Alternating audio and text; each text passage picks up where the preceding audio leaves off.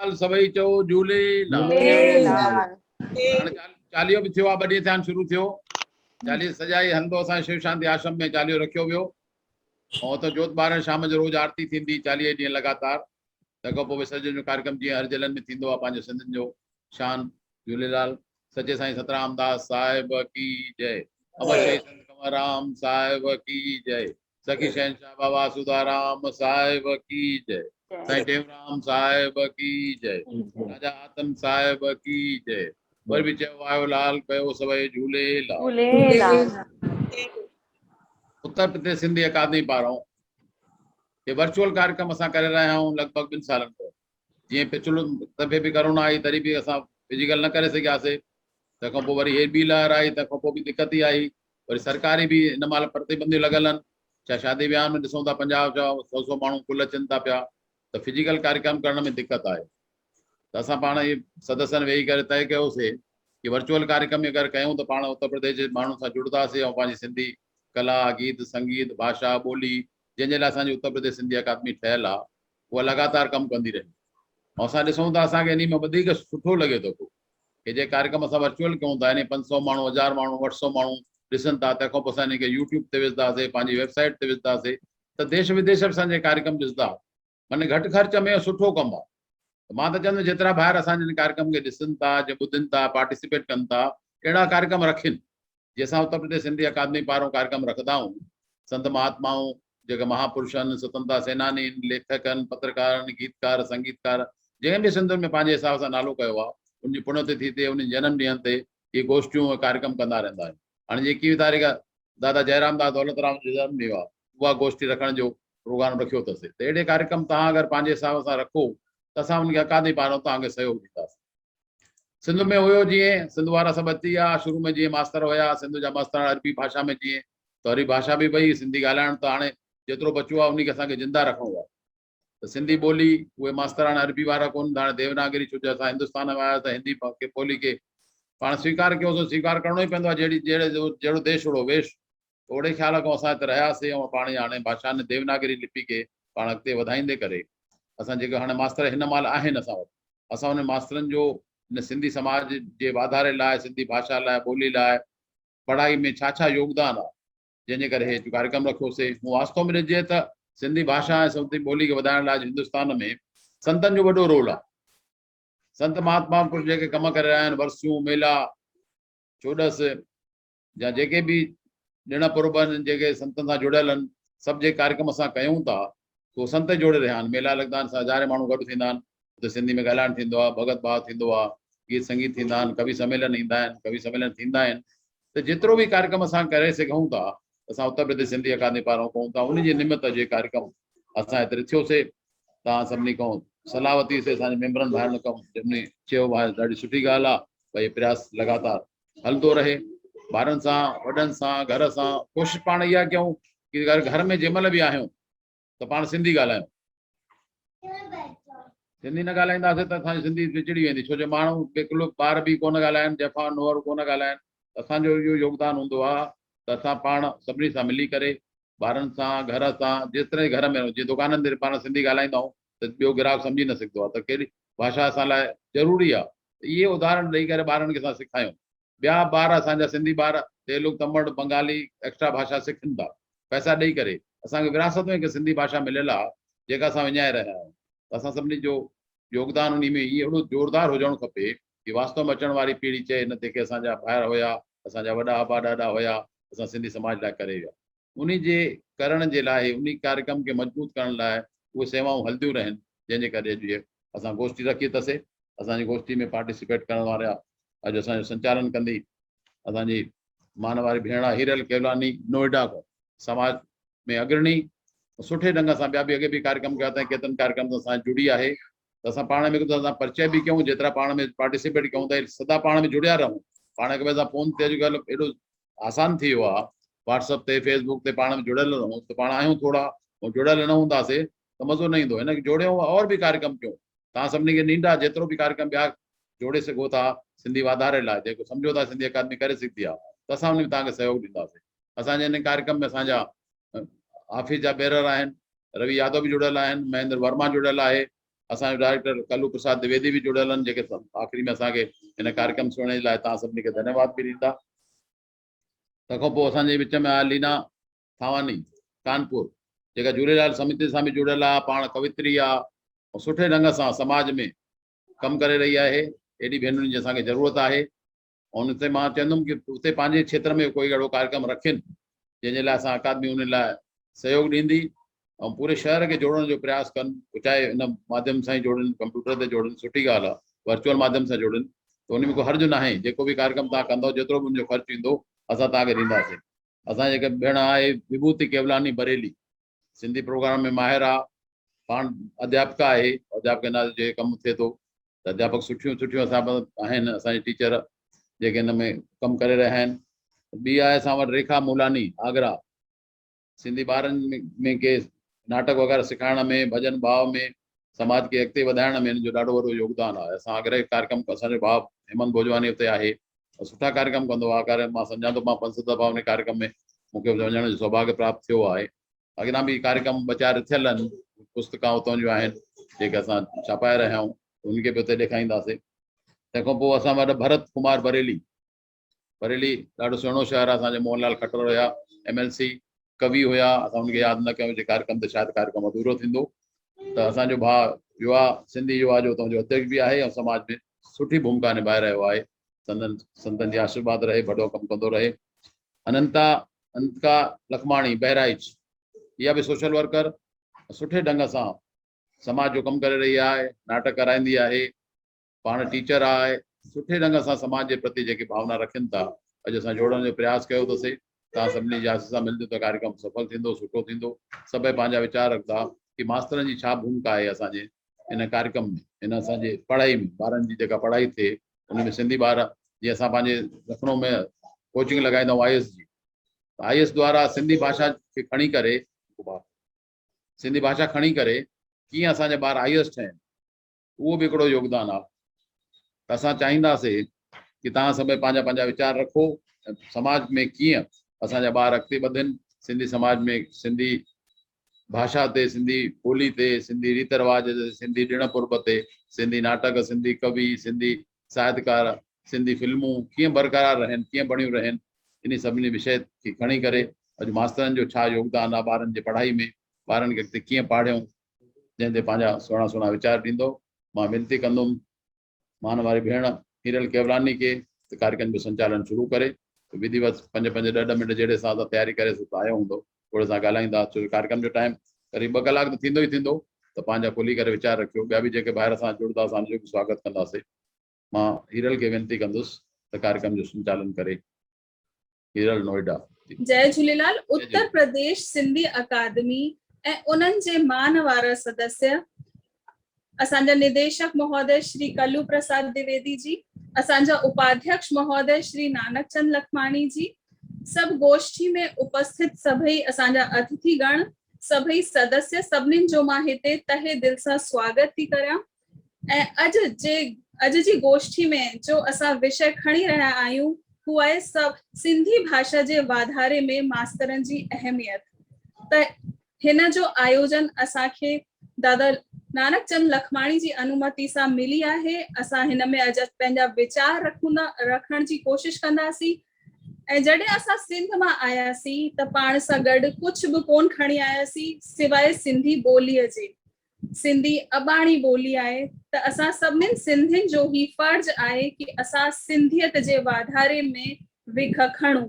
सिंध ऐं सिंधी जो असांजे मथां कर्ज़ आहे, सिंध ऐं सिंधीअ जो असांजे मथां कर्ज़ आहे। सिंधी भाषा खे बचाइण जो असां सभिनीनि जो फर्ज़ आहे, सिंधी भाषा खे बचाइण जो असां सभिनीनि जो फर्ज़ आहे। हिन संगोष्ठी जी शुरुआत असां पंहिंजे इष्ट देव के यादि करे कंदा आहियूं। त मां हिन शुभ कम जी शुरुआत जे लाइ भेण अनंतिका के साईं जी वंदना जे लाइ मां आमंत्रित कंदमि। अनंतिका जी, साईं जी वंदना सां कार्यक्रम जी शुरुआत करूं। जय झूलेलाल। जय झूलेलाल। मां सभिनीनि सां निमाणी विनती थी कयां त सभई प्लीज हथ जोड़े करे साईं जी प्रार्थना में पंहिंजो योगदान ॾियो।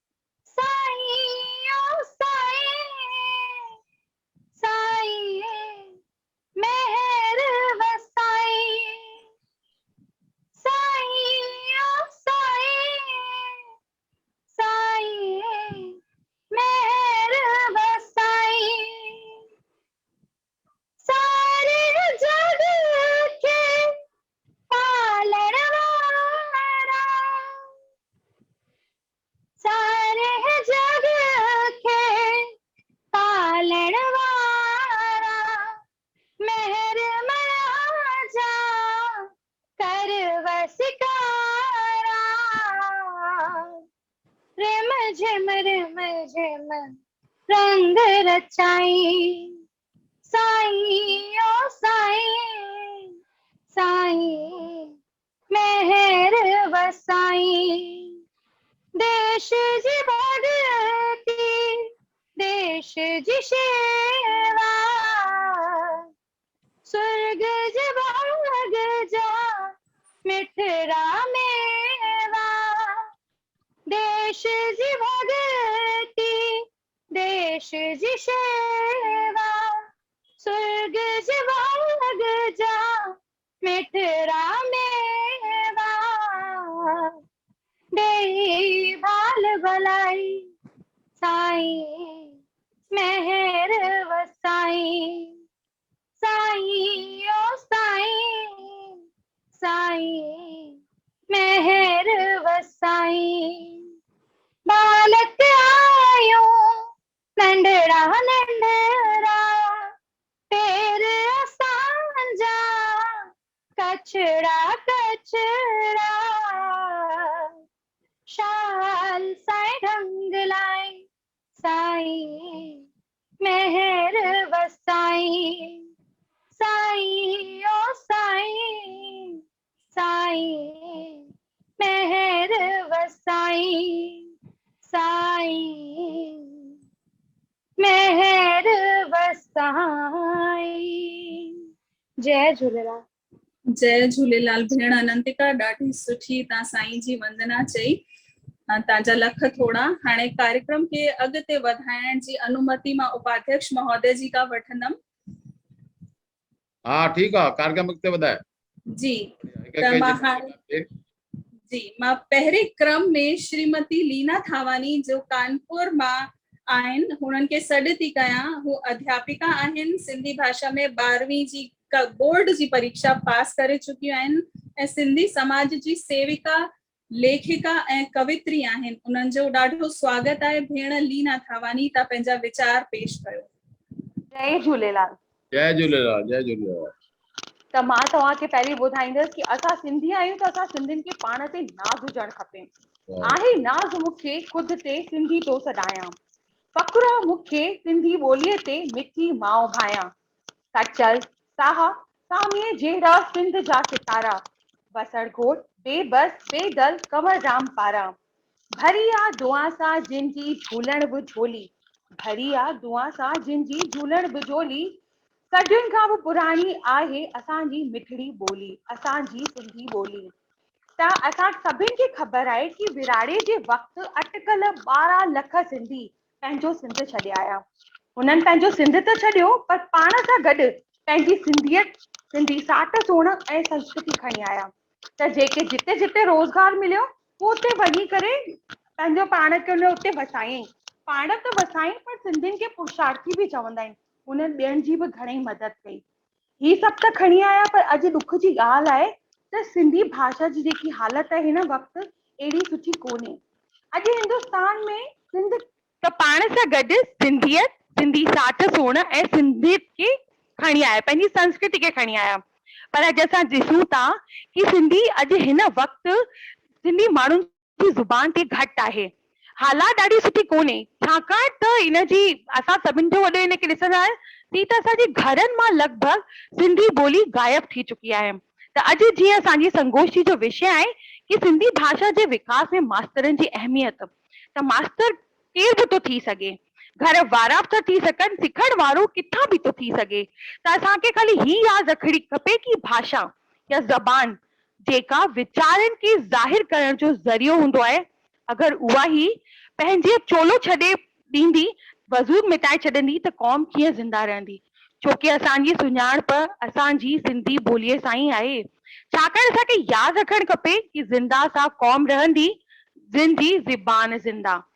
त असां जीअं ॼाणंदा आहियूं कि शिक्षक जो सभिनि खां वधीक सुठो रोल हूंदो आहे समाज खे आईंदो ॾेखारण में। जीअं चइबो आहे कि हिकु नाविक जीअं पंहिंजी नाव खे पतवार सां पार लॻाईंदो आहे, तीअं शिक्षक भी ज्ञान ॾेई करे जीवन के अंधकार मां कढी करे असांजे जीवन में उजियारो कंदो आहे। त अॼु जी संगोष्ठी में ई कि मास्तरनि जी अहमियत विषय ते मुंहिंजा वीचार आहिनि कि हर कोई ॼाणे थो कि मां या ॿारनि जी पहिरीं गुरु हुनजी माउ थींदी आहे। ऐं पहिरियों स्कूल हर ॿार जो उनजो घर थींदो आहे। त सभिनि खां पहिरीं शिक्षिका जेको ॿारनि में सुठा संस्कार विझे थी हू हूंदी आहे हुनजी मां सां गॾु गॾु हुनजा घर वारा। रुगो हिकिड़ी मां जी ज़िम्मेदारी कोन्हे, घर में ॿिया बि जेका भाती आहिनि उन्हनि खे बि खपे कि घर में, जीअं दादा चयो कि असांखे शुरूआत घर मां करणी पवंदी। मानवाला श्री नानक चंद जी ॿुधायो कि सची ॻाल्हि आहे कि अॼु अगरि घर मां शुरूआत कंदासीं, छोकी बूंद बूंद सां ई सागर भरजंदो आहे, गागर भरजंदो आहे। तीअं असां नंढी नंढी कोशिश कंदासीं, घर में ॿारनि खे चवंदासीं कि सिंधी में ॻाल्हायो। अगरि माउ पंहिंजे ॿार खे ॼाए ॼमंदड़ खां सिंधी भाषा में लोली ॾींदी ऐं सिंधी में ई खाराईंदी पीआरींदी, ॾेढ वार ॾींहं जा नाला रुगो सिंधीअ ॿोलीअ में वठंदी त ॿार छो न सिंधी सिखंदो। त पहिरीं जेकी असांखे शिक्षिका आहे उहा आहे माउ, यानी मातृशक्ति खे असांखे सुजाॻ करणो पवंदो कि शुरूआत पहिरीं घर खां ई करे। विरहाड़े खां पोइ भारत में हर शहर में जजे तादाद में सिंधी स्कूल खोलिया हुआ ऐं घणी सुठी भागीदारी हुई उनजी तालीम में। पर अंग्रेजी भाषा, जीअं असां ॼाणूं था कि अंग्रेजी भाषा जी अहिड़ी हवा हली आहे कि हाणे सिंधी माध्यम स्कूल जॾहिं ॿार सिंधी भाषा खे चूंड करण वारा ॿार बि घटिजी विया ऐं स्कूल बंदि थींदा हुया। पर हिकु सुठी ॻाल्हि इहा आहे त उत्तर प्रदेश सिंधी अकेडमी या हर शहर जी अकेडमियूं संस्थाऊं समय समय ते घणेई चट्टा भेटीअ जा प्रोग्राम सिंधी भाषा में कराए ॿारनि खे पुरस्कार ॾेई प्रोत्साहित कंदियूं आहिनि। त ही बि त सिंधी खे सेखारण जो, सिंधी जे वाधारे में हिकिड़ो वॾो कमु करे रहियो आहे। समय समय ते मानवारा श्री नानक चंद लखवाणी ऐं उत्तर प्रदेश सिंधी अकेडमी रुगो ही चट्टा भेटी जा कार्यक्रम न कराईंदी आहे, हिन सां गॾु गॾु गोष्ठीअ ऐं सम्मेलन आयोजित करे सिंधीअ ऐं साहित्यिक वीचारनि जे आदान प्रदान खे प्रोत्साहित कंदी आहे। त असां जेके ॾिसूं था, मुंहिंजो इहो आहे कि अगरि असां किताब था सिखी सघूं त जेका सिंधी संस्थाऊं आहिनि या जेका बि असांजा सिंधी जा मंदिर आहिनि, झूलेलाल जा या सिंधी मंदिर आहिनि या असांजी धर्मशालाऊं आहिनि, त उते जेका नियम लिखियल हूंदा आहिनि, मुंहिंजे हिसाब सां मूंखे लॻे थो कि हू नियम बि असांखे देवनागरी लिपीअ में लिखणु खपे ऐं घर में बि महान पुरुषनि जा जेका वीचार थींदा आहिनि सिंधी भाषा में पैम्फलेट जे तौर ते स्टिकर लॻल हुजनि कि ॿार हलंदे फिरंदे अगरि हुनखे पढ़े थो, माउ खां पुछंदो कि हिन जो अर्थ छा आहे, त हू ॿार ज़रूर सिखंदो। ऐं अगरि मंदिरनि में बि असां सिंधी भाषा में वॾनि संतनि जी शाह सामीअ झूलेलाल जी बारे में कुझु बि या असांजा नियम ई जेका हूंदा आहिनि, क़ाइदा जेका धर्मशाला जा हूंदा आहिनि, उहो बि अगरि असां हिंदी भाषा में न लिखी करे हिंदी में बि लिखूं, पर गॾु गॾु अगरि सिंधी में बि लिखंदासीं त हू ॿार या अचण वारा जेका माउ पीउ सां गॾु ईंदा हू ज़रूर हिन ॻाल्हि खे सिखंदा। ऐं हिकु ही ॻाल्हि कि असां शिक्षकनि जो सभिनि खां वॾो कमु ही आहे कि असां पंहिंजे सिंधी ॿारनि खे सिंधी भाषा सिखण जा फ़ाइदा ॿुधायूं। कि माण्हुनि खे लॻंदो आहे कि अगरि वधीक भाषा सिखंदो त बालक जे दिमाग़ ते, ॿार जे दिमाग़ ते बोझ पवंदो। न, मनोवैज्ञानिक अॼु सिद्ध करे रहिया आहिनि कि ॿार जेतिरी भाषाऊं सिखंदा ओतिरो उन्हनि जो दिमाग़ तेज़ थींदो। त माउ पीउ ही ज़रूर ॿारनि खे ॿुधाइनि कि सिखो, ही बि भाषा सिखो, पर पंहिंजी जेकी मातृ ॿोली आहे, असांजी अबाणी ॿोली आहे, हुन जो बि ज़रूर मान रखो, हुनखे बि ज़रूर सिखो। छोकी असांजा जेका जंहिंजे असां त शिक्षक दिवस मल्हाईंदा आहियूं, डॉक्टर सर्वकृष्ण राधापल्ली, हू पाण बि 9 खां वधीक भाषा जी सुञाणप रखंदा हुआ। त यानी सभु भाषा सिखो, पर हुनखे ज़रूर मौक़ो ॾियो। ॿियो शिक्षकनि खे खपे कि अॼुकल्ह ऑनलाइन जो ज़मानो आहे, सभु कुझु ऑनलाइन थी रहियो आहे, त असां ॿारनि खे ऑनलाइन जो वेबसाइट ते सॼे वॾनि संतनि जी, ताहिर सेन जी, संत कंवर राम जी, झूलेलाल जी जीवनी जे बारे में, असांजी लाॾनि संगीत पंजड़ा दोहिड़ा जेतिरी बि असांजी सिंधी संस्कृति आहे उन ते हू वेबसाइट ते सर्फिंग करे उनजे इतिहास खे ॼाणे सघनि। उन्हनि सभिनि खे असांखे वेबसाइट ते PDF ठाहिनि किताबुनि जी, ताकि हू आराम सां जॾहिं वक़्तु मिले हू पंहिंजी सिंधी संस्कृतिअ खे ॻोल्हे करे हुन इंटरनेट तां पढ़ी सघनि। ऐं हिकिड़ो ॿियो सुठो कमु ही थो थी सघे कि जॾहिं हू पढ़ी वठंदा त असां हिकु मल्टीपल चॉइस वारा क्वेश्चन तयारु कंदासीं ऐं उन्हनि खे चवंदासीं कि जेको हिन क्वेश्चनायर खे भरंदो सिंधी भाषा में हूंदी उहा, ऐं जेको सुठा नंबर खणी ईंदो हुनखे पुरस्कार ॾिनो वञिबो। त ॿार हिन प्रोत्साहन राशि जे करे, छोकी अॼुकल्ह बिना प्रोत्साहन जे जॾहिं कोई कम खां फ़ाइदो असां ॾेखारींदासीं तॾहिं ॿार हुन कम खे ज़रूर कंदा आहिनि। त हू सॼी हिस्ट्री खे इंटरनेट तां पढ़ी करे यादि करे पोइ जॾहिं हू क्वेश्चनायर खे फिल कंदा, लिमिटेड टाइम जेके असां ॾींदासीं, हू ज़रूर हू सिखंदा। मुझे पूरा यकीन है कि वो जरूर सिखंदा। ॿियो आहे कि शिक्षक के खपे कि ॿारनि खे सिंधी भाषा सिखण में मिलण वाला फ़ाइदा। ये हिकु उदाहरण थी ॾियां मां। असां जीअं अंजान जॻह ते वेंदा आहियूं त अगरि असांखे को सिंधी थो मिले, अगरि असां हुन सां सिंधीयत में ॻाल्हाईंदा आहियूं, हिकु आत्मीयता जाॻंदी आहे कि हा असांजो ई भाषा वारो भाउ आहे, त उहो असांजी मदद करण लाइ तयारु थींदो आहे। ऐं हीअ कोन्हे जीअं मां ॿुधायो कि हर भाषा सिखणु खपे, इहो कोन्हे।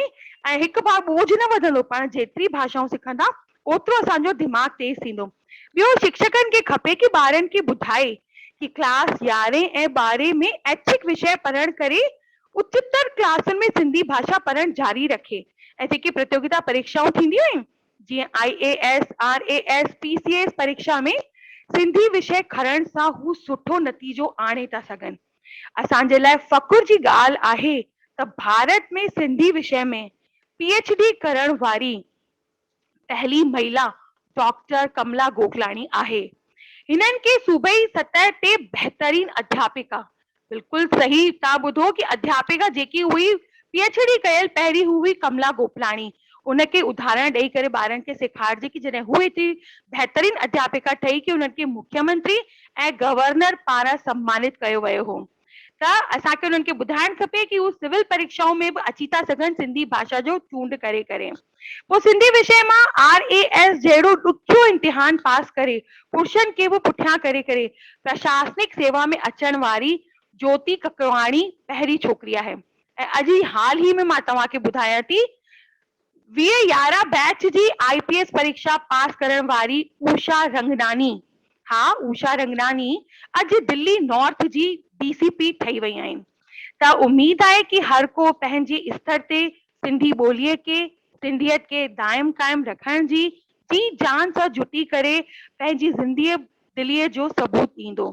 छाकाणि ही असुल सत आहे कि बूंद बूंद सां ही घड़ो भरजंदो आहे। त ईअं ई हर कंहिंजी नंढी नंढी सुजाॻियुनि सां हिकु क्रांति ज़रूर ईंदी ऐं असां सभई पंहिंजी सिंधी भाषा के अॻिते वधाए था सघूं, ॿारनि में ललक जगाए था सघूं, सभिनि खे जागरूक करे था सघूं। शुरूआत पंहिंजे घर खां ई करणी घुरिजे। जय झूलेलाल। ॾाढा सुहिणा वीचार, ॾाढो सुठो लॻो, बढ़िया। अहिड़े हिसाब सां वीचार तव्हां रखो, वास्तव में असांजो भलो थींदो, समाज जो भलो थींदो, समाज खे नई दिशा मिलंदी। पंहिंजी क्षेत्र में धन्यवाद दादा। पंहिंजा प्रोग्राम अगरि ॿिया बि तव्हांखे कोई लॻे अहिड़े तरह कार्यक्रम कोई सुठो कंहिं संत महात्माउनि जी पुण्यतिथि वास्ते या कंहिं स्वतंत्रता सेनानी जी वास्ते या सिंधी अकादमी और छा सिंधी समाज लाइ कमु करे सघंदी आहे, अहिड़ा वीचार तव्हां सां शेयर कयो, असांजे मेल ते मोकिलियो, असांजे WhatsApp ते मोकिलियो, असां सां ॻाल्हायो, असां शुक्रिया जी कंदासीं। ज़रूर दादा, धन्यवाद दादा, धन्यवाद, तहे दिल सां आभार, तव्हां असांखे मौक़ो ॾिनो। Thank U Hiral. भेण तव्हांजा लख थोड़ा तव्हांजा वीचार ॾाढा व्यवहारिक हुआ। असां सभु प्रेरणा वठंदासीं ऐं सिंधियत खे ज़रूर अॻिते वधाईंदासीं। हिन ई क्रम में मां ॿिए नंबर ते आमंत्रित थी कयां भेण विभूति कवलानी खे, जो बरेली जी युवा ट्रस्ट सिंधी सभा जी सक्रिय सदस्य आहिनि ऐं सिंधियत जे वाधारे में हमेशा योगदान ॾींदी रहंदियूं आहिनि। भेण विभूति तव्हांजो स्वागत आहे। झूलेलाल। मुंहिंजो नालो विभूति कवलानी आहे, मां बरेली शहर में रहंदी आहियां। अॼु मां तव्हांजे अॻियां सिंधी भाषा में मास्तरनि जी छा भूमिका रहंदी आहे तव्हांखे ॿुधाइण चाहियां थी। सभिनि खां पहिरीं मां उत्तर प्रदेश सिंधी अकादमी जो शुक्रिया अदा करणु चाहियां थी, जिन्हनि असांखे ही मौक़ो ॾिनो आहे कि असीं पंहिंजा वीचार हिननि जे अॻियां रखी सघूं। सिंधी उत्तर प्रदेश सिंधी अकादमी जा उपाध्यक्ष महोदय श्री नानक चंद लखमानी जा लख थोड़ा, जिन्हनि सिंधी भाषा के वाधारे में पंहिंजो अमूल योगदान ॾिनो आहे। समय समय ते चटापेटी ऐं सिंधियुनि जा घणेई कार्यक्रम कंदा रहंदा आहिनि, जंहिंमें नंढा वॾा भाग वठी करे पंहिंजी सिंधी भाषा के वधीक सुठे सां ॻाल्हाइण ऐं लिखण सिखंदा आहिनि। श्री नानक चंद लखमानी द्वारा ही कार्यक्रम सिंधियत जे वाधारे जो सुठो कदम आहे। उत्तर प्रदेश सिंधी अकादमी जा निदेशक कल्लू प्रसाद द्विवेदी, जो सिंधी भाषा के वधाइण लाइ पंहिंजो पूरो योगदान ॾींदा आहिनि। असांखे गर्व आहे कि असीं सिंधी आहियूं। हज़ारों साल पुराणी असांजी मिठी भाषा सिंधी जो इतिहास सिंध मां शुरू थियो हो। मिश्री जहिड़ी मिठी असांजी भाषा असां सभिनी सिंधियुनि जी शान आहे। सिंधी भाषा ही असांजी सुञाण आहे। अॼुकल्ह असांजी सिंधी भाषा अलाए किथे गुम थी वई आहे। ही असांजो फर्ज़ आहे कि असां पंहिंजी सिंधी भाषा जे विकास में ऐं हिनखे वधाइण जी पूरी खां पूरी कोशिश करूं। असांजी ज़िंदगी में मास्तरनि जी ॾाढी वॾी अहमियत थींदी आहे। जनम खां वठी जेसि ताईं असीं जीअरा आहियूं तेसि ताईं असांखे कुझु न कुझु सिखण लाइ ज़रूरु मिलंदो आहे। असांजी पहिरीं शिक्षा हूंदी आहे असांजी माउ। ॼाए ॼम खां वठी त ॿारु स्कूल कोन वेंदो आहे, पहिरियों पंहिंजे घर में सिखंदो आहे। उथण वेहण घर में वॾनि खां ॾाॾे ॾाॾी खां सिखंदो आहे। अगरि असां खां हू सिंधी में असां हुनखां सिंधी में ॻाल्हाईंदासीं त हू सिंधी में जवाबु ॾींदा ऐं असां हुनखां हिंदी में ॻाल्हाईंदासीं त हिंदी में जवाबु ॾींदा।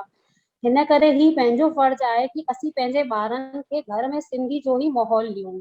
ॿार अगरि ॾींहुं पुछे त हुनखे सूमर मंगल ॿुधायूं, न कि मंडे ट्यूसडे। अगरि हू सिंधी महीना हूंदा आहिनि, मांग जो महीनो, कारकतनि जो महीनो, वैशाख जो महीनो, ॿारनि खे ही बि ॿुधाइणु खपे। ॿार अगरि जनवरी फरवरी त पढ़ंदा आहिनि, ही महीना ॿारनि खे कान ख़बर हूंदी आहे। पंहिंजा ॿिया शिक्षक हूंदा आहिनि असांजा स्कूल जा मास्तर, जो असांखे सेखारींदा आहिनि कि पंहिंजे जीवन में असांखे छा करणु घुरिजे ऐं छा न करणु घुरिजे।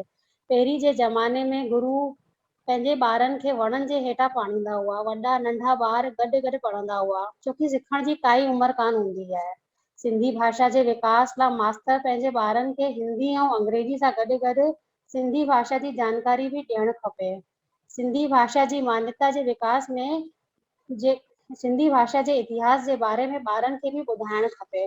सिंधी मास्तरनि खे ॿारनि जे माउ पीउ खां मिली करे हुननि खे ही ॻाल्हाइणु खपे कि घर में पंहिंजे ॿारनि खे सिंधी जो माहौल ॾिजे, ताकि घर में ॿार सिंधी ॻाल्हाइनि, ताकि हू अॻिते सिंधी जी सॼी अहमियत सम्झी सघनि।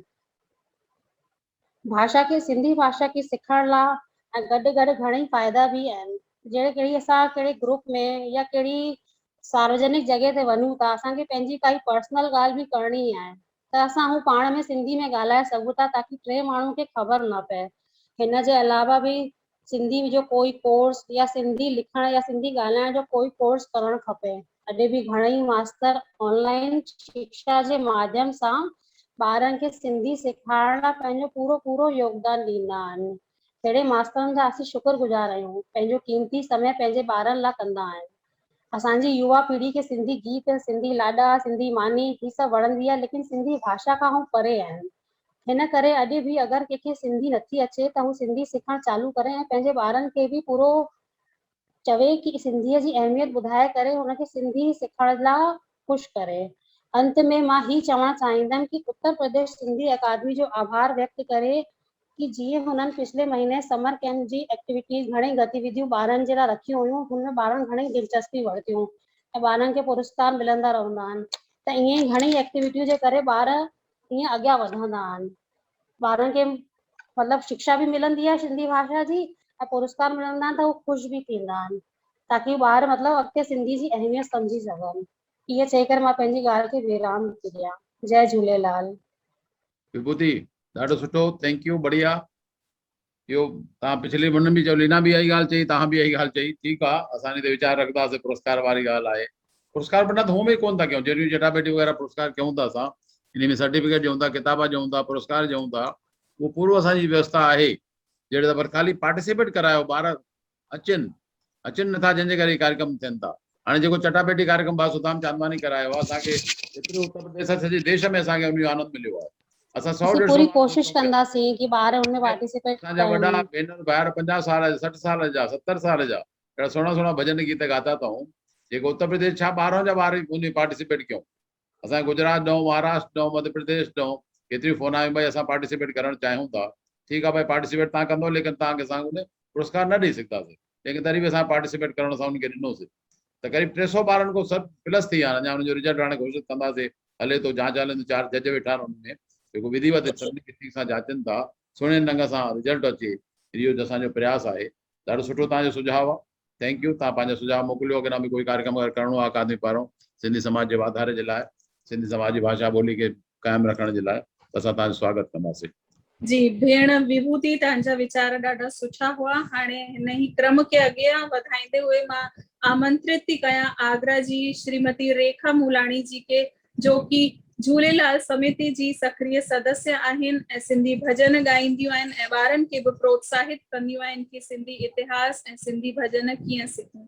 त मां स्वागत थी कयां रेखा मूलाणी जी जो। भेण अचो ऐं तव्हां पंहिंजा वीचार पेश कयो। जय झूलेलाल। जय झूलेलाल। मां रेखा मुलानी आगरे मां उत्तर प्रदेश अकादमी जी तौराइती आहियां जो उन्हनि मूंखे ही मौक़ो ॾिनो जो मां भाग वठी रही आहियां। इन कार्यक्रम में शिक्षक जे महत्व जे लाइ मां अध्यक्ष माननीय नानक चंद लखमानी जी तौराइती आहियां जिन मूंखे उन्हनि मौक़ो ॾिनो आहे सिंधियत जे वाधारे लाइ। सिंधी भाषा जे विकास में मास्तरनि ऐं गुरुनि जो महत्व। पंहिंजी मिठड़ी ॿोली सिंधीअ जो इतिहास 1000 साल पुराणो आहे। असां जॾहिं सिंध मां लॾे आया हुआसीं तॾहिं पाण सां गॾु कुझु बि कोन खणी आया हुआसीं सवाइ पंहिंजी मिठड़ी ॿोलीअ जे। माखीअ खां मिठड़ी पंहिंजी ॿोलीअ सां असां सभिनीनि जो शान आहे। असांजी सुञाणप पंहिंजी ॿोलीअ सां आहे। असां शान सां चवंदा आहियूं हा मां सिंधी आहियां, हा मां सिंधी आहियां। सिंधी अबाणी ॿोली, मिठड़ी ॿोली। पुराणे समय में हर कोई सिंधीअ में ही ॻाल्हाईंदा हुआ।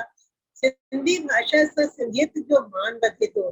पहिरीं ज़माने में स्कूलनि में भी सिंधी सेखारींदा हुआ। गुरु शिष्य परंपरा सां सिंधियत जो वाधारो थिए थो। सभिनि खे लाल साईंअ जे बारे में आखाणियूं साखियूं जे ज़रिए सिंधियत जो इतिहास ॿुधाईंदा हुआ।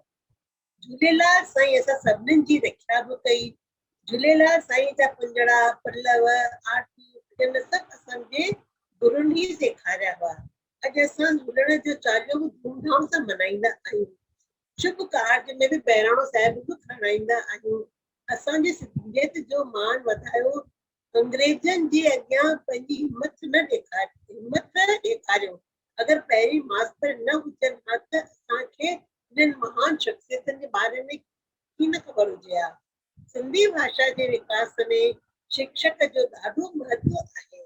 पंहिंजा महान संत साईं टेऊंराम, संत साईं कंवरराम जी ॼाण बि असांखे पंहिंजे मास्तरनि मां ई मिली। पर अॼुकल्ह ॿारनि में सिंधी सिखण जो शौक़ु घटिजी वियो आहे। वॾा बि ॿारनि सां हिंदीअ में ॻाल्हाईंदा आहिनि। ही असां ॾाढी वॾी ग़लती था कयूं। ॿारनि खे सिंधी ॻाल्हाइण में भरपूर कोशिश करणु घुरिजे। सिंधी भाषा खे चङा साल अॻु मान्यता मिली हुई। पंहिंजी उत्तर प्रदेश लखनऊ जी सिंधी अकादमी ॿारनि जे सिंधियत जे वाधारे लाइ ॾाढो सहयोग कंदी रहंदी आहे। समय समय ते चटाभेटी जा कार्यक्रम रखंदी आहे जीअं ॿार सिंधियत सां जुड़िया रहनि। सिंधी अकादमी जे माननीय उपाध्यक्ष श्री नानक चंद जी जा लख थोड़ा जिन शिक्षक जी सिंधी भाषा में वॾी डिग्री हासिल करे ॿारनि खे पढ़ण सां पढ़ाईंदा आहिनि ऐं पंहिंजी सिंधी ॿोलीअ खे कायम रखण में महत्वपूर्ण योग ॾींदा आहिनि। अॼु बि असां ऑनलाइन शिक्षा जे माध्यम सां असांजा मास्तर ऐं मास्तराणियूं पंहिंजा कीमती वक़्तु ॿारनि खे सिंधी सेखारण में लॻाईंदा आहिनि। सिंधी सिखण जी कोई उमिरि कान थींदी आहे। जिन खे सिंधी न ईंदी हुजे उहो बि सिंधी सिखे ऐं पंहिंजे ॿारनि सां बि सिंधी में ॻाल्हाए ताकी अॻिते हली करे नई पीढ़ी बि सिंधी सिखे। इहो अर्ज़ु आहे कि सिंधीअ में ॻाल्हायो। जय झूलेलाल। लख थोड़ा भेण रेखा मूलाणी तव्हां सुठा वीचार रखिया।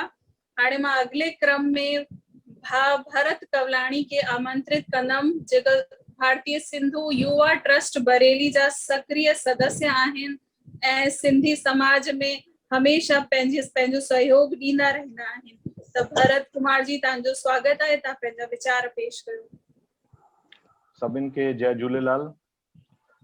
मां भरत कुमार उत्तर प्रदेश बरेली शहर जो में रहंदो आहियां। अॼु मां तव्हांजे साम्हूं हिकु ख़ासि विषय लाइ हिकु ख़ासि ॻाल्हि लाइ साम्हूं अची वियो आहियां। अॼु जो विषय मास्तरनि जो सिंधी भाषा में छा योगदान आहे ऐं सिंधी भाषा खे वधाइण में छा योगदान आहे हिन विषय ते आहे। त हुन विषय में मां कुझु पंहिंजी ॻाल्हि तव्हांजे साम्हूं रखणु चाहींदुमि। अॼु मां हिन विषय जे वीचार में तव्हांजे साम्हूं ॿुधाइणु चाहियां थो कि सिंधी भाषा असांजी शानो मानो जी भाषा आहे। हिन जो इतिहास ॾाढो पुराणो आहे। समय समय ते सिंधी संत ऐं समाज सुधारक ॾाढा थिया आहिनि। हुननि समय समय ते पंहिंजी वाणियुनि ते ऐं अलॻि तरीक़े खां असांखे ॾाढी सुठी ॻाल्हियूं ॿुधायूं आहिनि। त मां सम्झां थो कि हू बि असांजा हिकु मास्तर आहिनि ऐं असांखे ॾाढो कुझु सेखारे विया आहिनि। हिन सभिनि खां हुन खां पोइ मां मुंहिंजे वीचार खां ॿार जो माउ पीउ भी हिकु मास्टर थी सघंदा आहिनि, छोकी उहे बि ॿार खे असांजी संस्कृति ऐं भाषा ऐं सभ्यता जे बारे में पूरी जानकारी ॾींदा आहिनि। ऐं हिननि मास्तरनि खां पोइ हिकु मास्तर ॿियो हूंदो आहे असांजे जीवन में, जेको असांखे स्कूल ऐं कॉलेज में मिलंदो आहे। उहा असांखे स्कूल जी पढ़ाई जे अलावा संस्कृति ऐं सभ्यता जी पढ़ाई कराए करे हुन जे बारे में सुठी ॻाल्हियूं ॿुधाए करे असांखे मार्गदर्शन जे रूप में ॾाढो सुठो कमु करे सघे थो।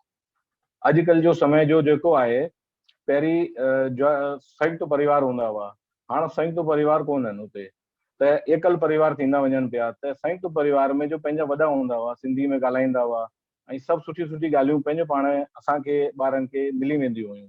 पर हाणे हू ॻाल्हि धीरे धीरे ख़तम थींदी बि वञे। एकल परिवार में हू माहौल सिंधी जो कोन मिलंदो आहे। त हिन करे हिकु शिक्षक जो महत्व ऐं हुनजो कमु वधी वेंदो आहे कि स्कूल जी पढ़ाई जे अलावा गॾु गॾु हूअ सिंधी भाषा ऐं अन्य विषय संस्कृति जे बारे में सुठी सुठी ॻाल्हियूं पढ़ाई जे गॾु गॾु ॿारनि खे हू सेखारे सघे थो।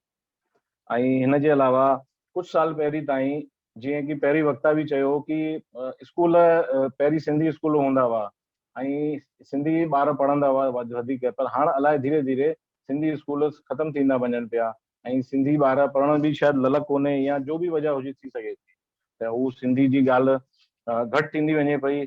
त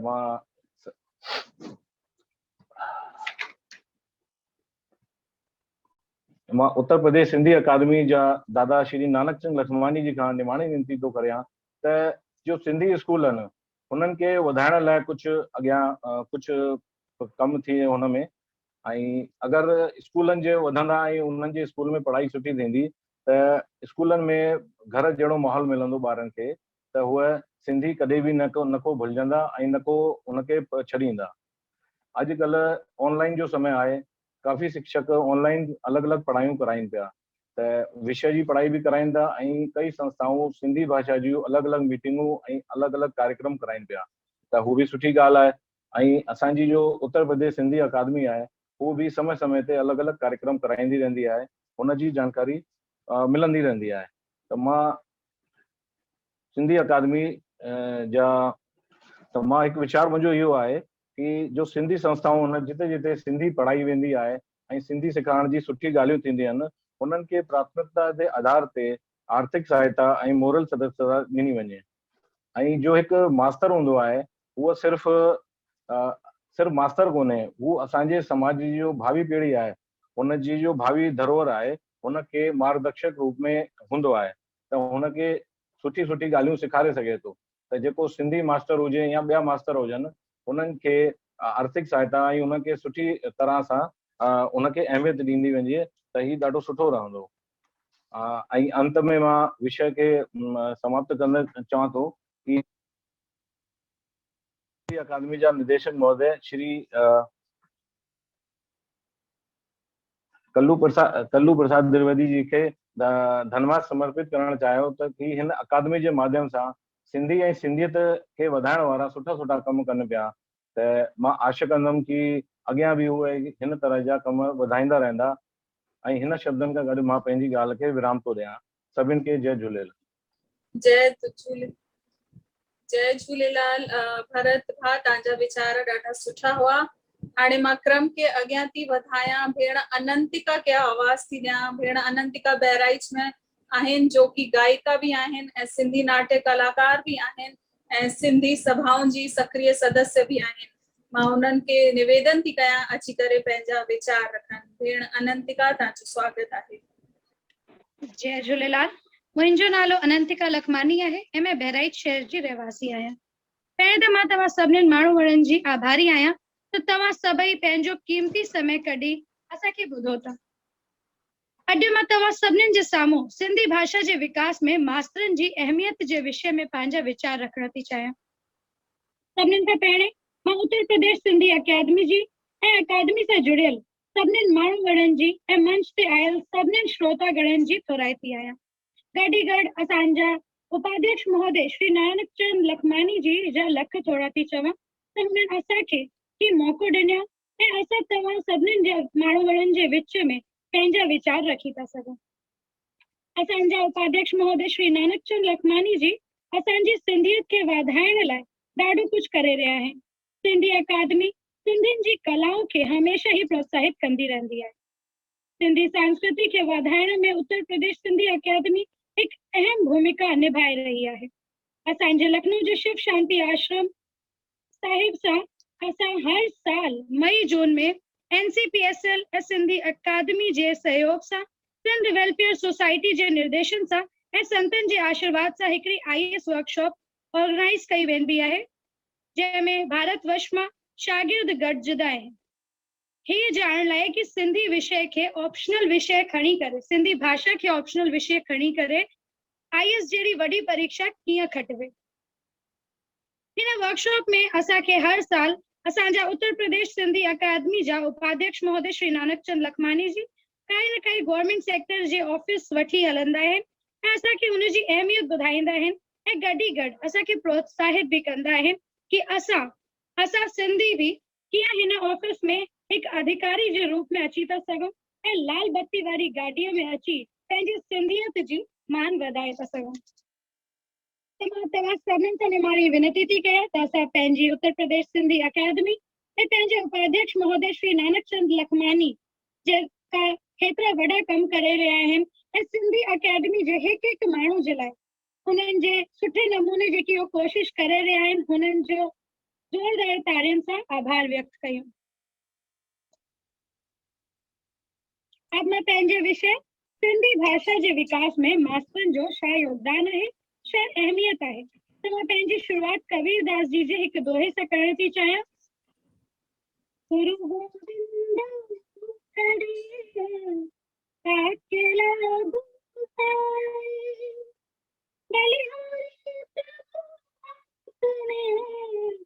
गोविंद दियो बताई सब धरती का काज करूं लेखन सब बन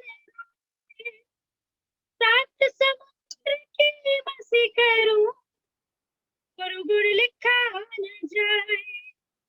गुरु अनेक थींदा आहिनि, अनंत हूंदा आहिनि, उन्हनि खे शब्दनि में बयां करणु कोई आसान ॻाल्हि न आहे। गुरुनि जी अहमियत जो वर्णन हर वेदनि हर पुराणनि में कयो वियो आहे। गुरु खे त ईश्वर ख़ुदि सभिनीनि खां वॾो दर्जो ॾिनो आहे। असांजी पहिरीं गुरु शिक्षिका पहिरीं मास्तरानी असांजी माउ हूंदी आहे। असांजी माउ असांखे जेको सेखारींदी आहे असां उहो सिखी वेंदा आहियूं। असांजी माउ असांखे वेहण सेखारींदी आहे त असां वेहण सिखी वेंदा आहियूं, बीहण सेखारींदी आहे त बीहण सिखी वेंदा आहियूं। असांखे हलण सेखारींदी आहे त हलण सिखी वेंदा आहियूं, ॻाल्हाइण सेखारींदी आहे त ॻाल्हाइण सिखी वेंदा आहियूं। इन प्रकार अगरि माउ असां सां सिंधीअ में ॻाल्हाईंदी त असां सिंधी बि जल्दी सिखी वेंदा। पर हीअ जिम्मेदारी अकेली हिकु माउ जी कान्हे, घर में रहंदड़ हर हिकु भातीअ जी आहे। अगरि घर में रहंदड़ हर हिकु भाती ॿारनि सां सिंधीअ में ॻाल्हाईंदा त ॿार सिंधी जल्दी ऐं सुठे नमूने सिखी वेंदा। जीअं करे असां सभिनीनि खे ख़बर आहे कि 5 साल ताईं जेका ॿार हूंदा आहिनि हुननि जो दिमाग़ वधीक विकसित हूंदो आहे।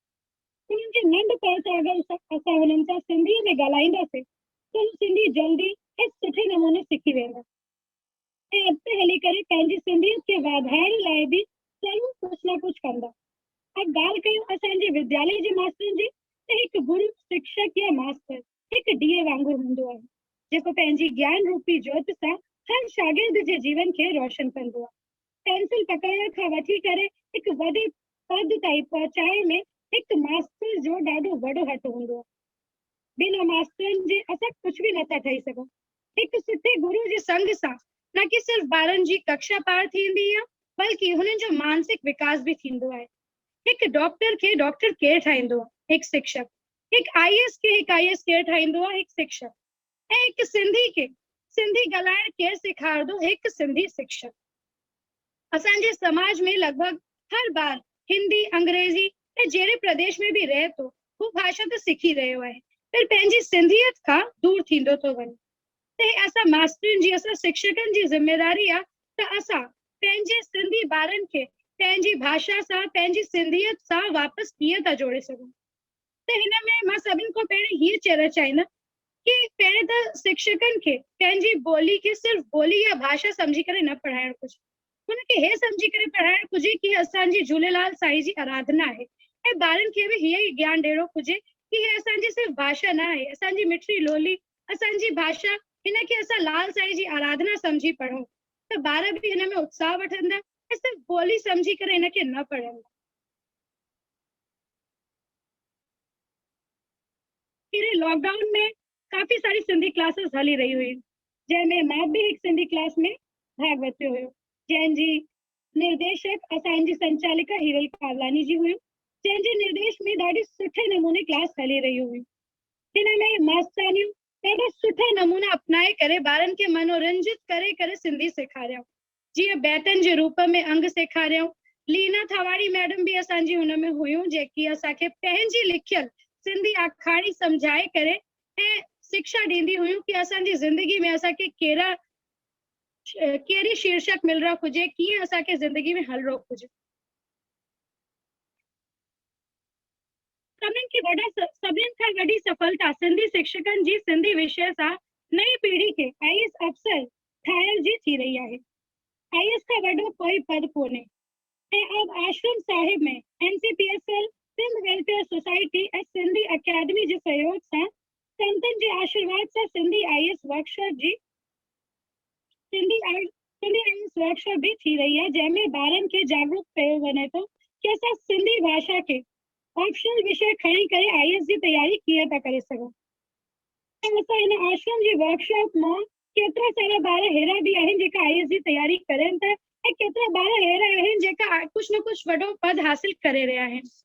जीअं असांजा भाउ अमित तोलानी, भाउ संदीप भाग्या, भेण जया लेखवानी इत्यादि, जंहिंखे सॾु कराए असां सां रूबरू बि कयो वेंदो आहे। असांखे हुननि जी सफलता जे पुर्ते जी आखाणी हुननि जी ज़बानी ॿुधण मिलंदी आहे। दिल्ली यूनिवर्सिटी मां तमामु प्रोफेसर घुराया वेंदा आहिनि जेका असांखे तमामु सुठे नमूने हर शइ जो ज्ञान ॾींदा आहिनि। महाराष्ट्र खां प्रसिद्ध प्रोफेसर मटलानी भावड़े भी अची असां सभिनीनि खे प्रोत्साहित करे सिंधी सेखारींदा आहिनि।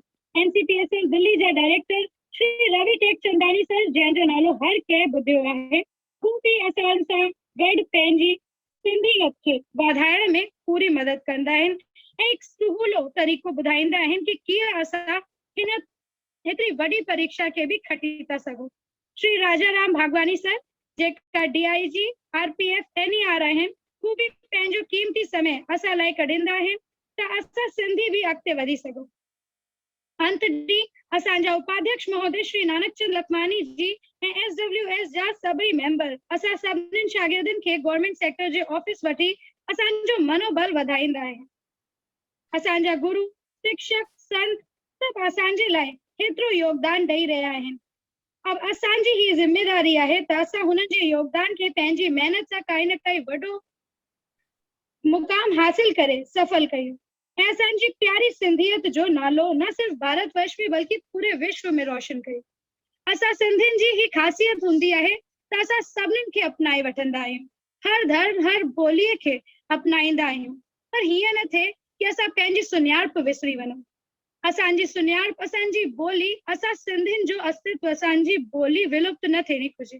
असांजो अस्तित्व ॾेखारण लाइ असांखे गुरु मदद कंदा आहिनि।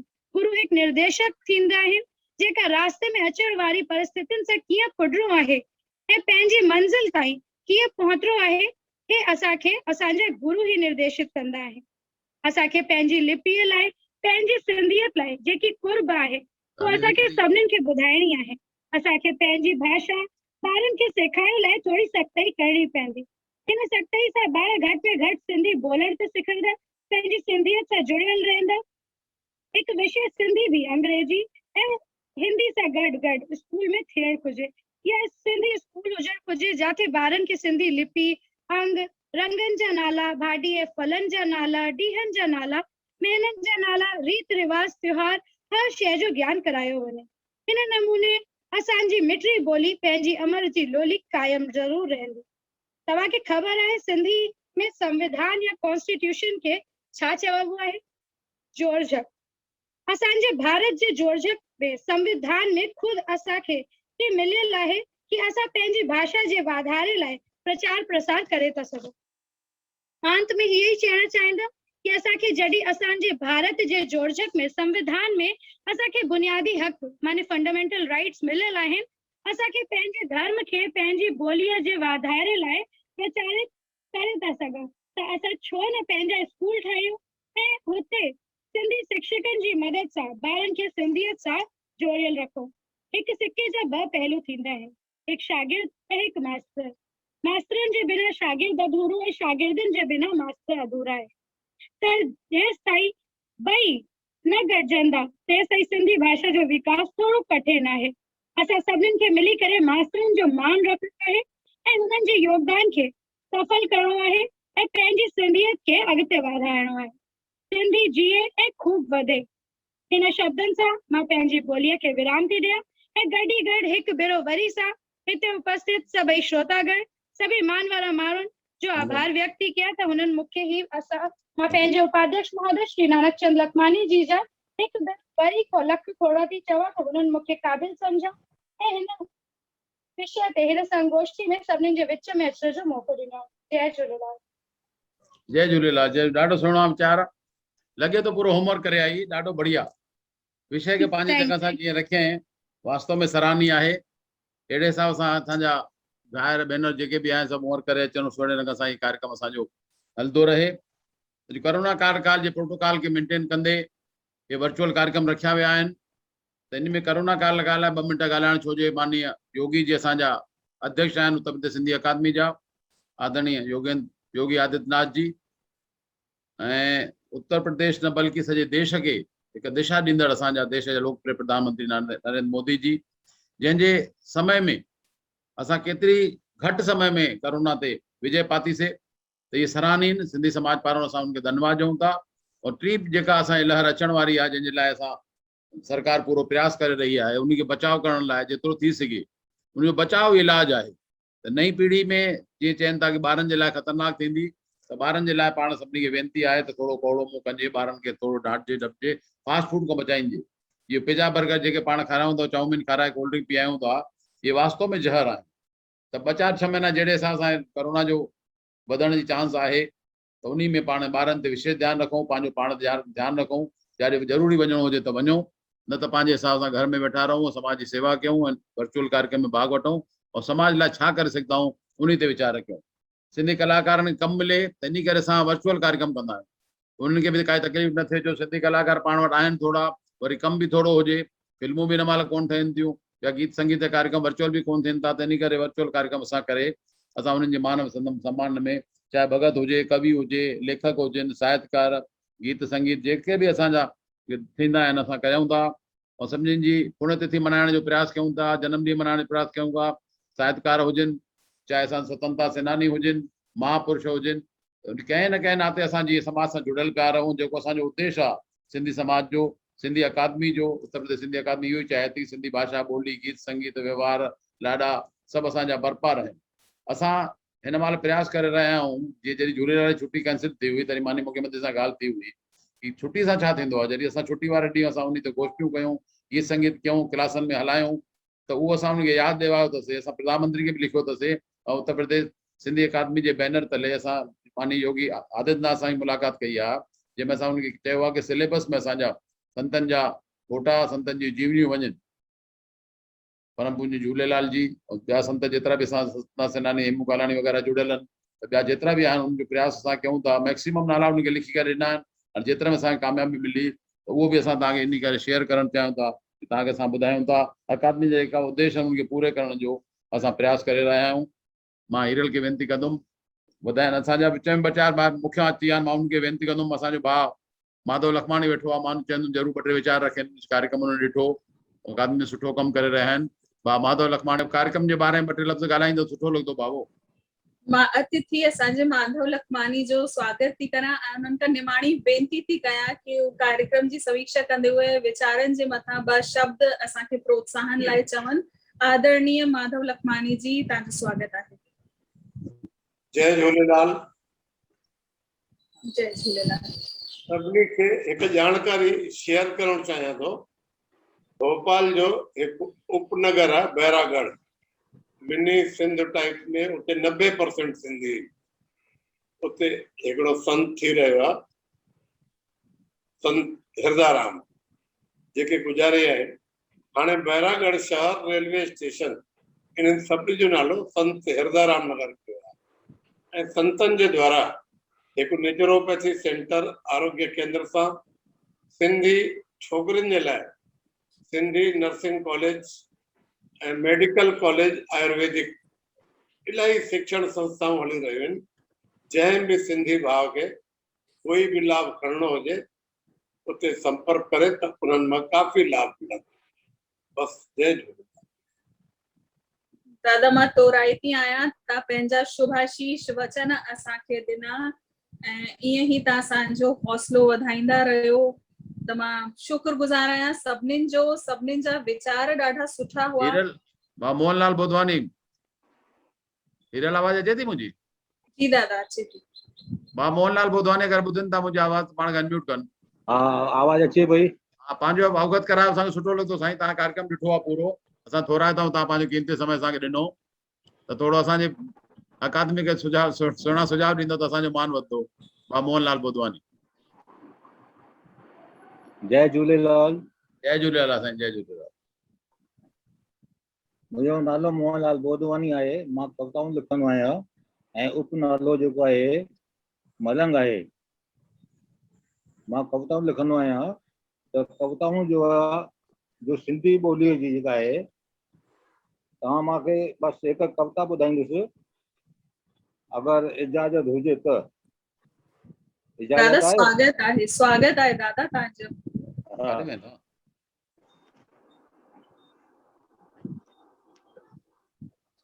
कविता आहे सिंधी ॿोली महान। सिंधी ॿोली महान केतिरी असांजी सिंधी ॿोली महान आहे ऐं उन में छा छा आहिनि उहो मां हिन में थोरा ॿ शब्द कया आहिनि। हिकु धागे में ॿधो सभिनी खे सिंधी ॿोली महान आहे। सिंधी ॿोली जी महिमा आहे न्यारी, सिंधी ॿोली सिंध जी आहे। सिंधी ॿोली जी महिमा आहे न्यारी, सिंधी ॿोली सिंध जी आहे। प्यार मोहब्बत भाईचारो सिंधी ॿोली में आहे। प्यार मोहब्बत भाईचारो सिंधी ॿोली में आहे। मानवता सच्चाई हरदम सिंधी ॿोली में आहे। मानवता सच्चाई हरदम सिंधी ॿोली में आहे। सिंधी ॿोली जी सिंध जी टोपी आहे। सिंधी ॿोली पंहिंजी जान आहे। सिंधी ॿोली सिंध जी टोपी आहे। सिंधी ॿोली जंहिंजी जान आहे। सिंधी ॿोली पंहिंजी राग रागनी आहे। सिंधी ॿोली पंहिंजी तान आहे। सिंधी ॿोली पंहिंजी राग रागनी आहे। सिंधी ॿोली पंहिंजी तान आहे।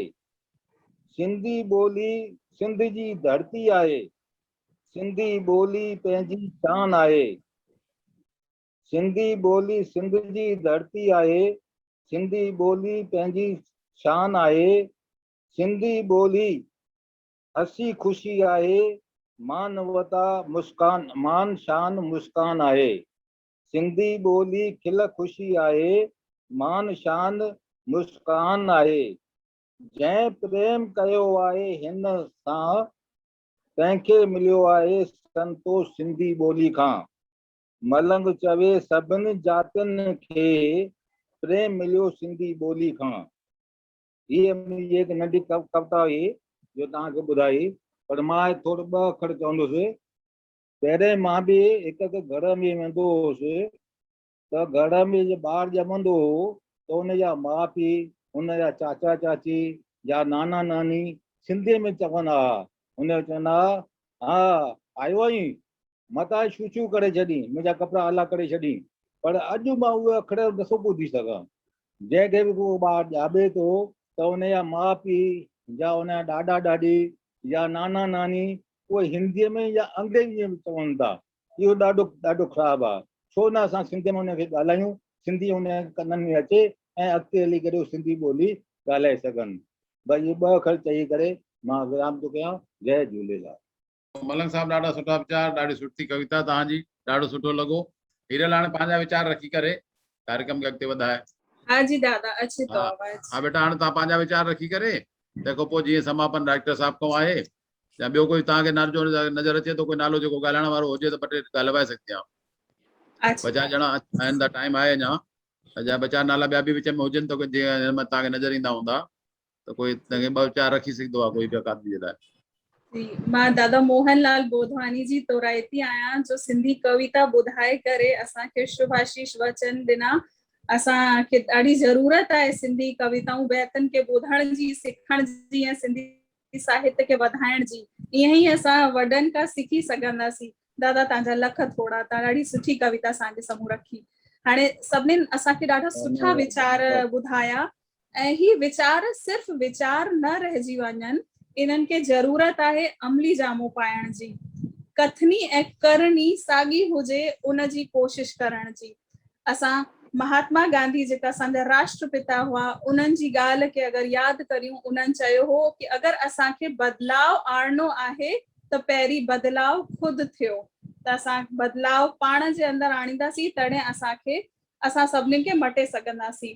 त अंत में मां हिते उपस्थित सभिनीनि मान वारनि खे धन्यवाद थी ॾियां, सभिनीनि जी तोराइती आहियां जिन्हनि पंहिंजो कीमती वक़्तु अॼु जी गोष्ठी लाइ रखियो।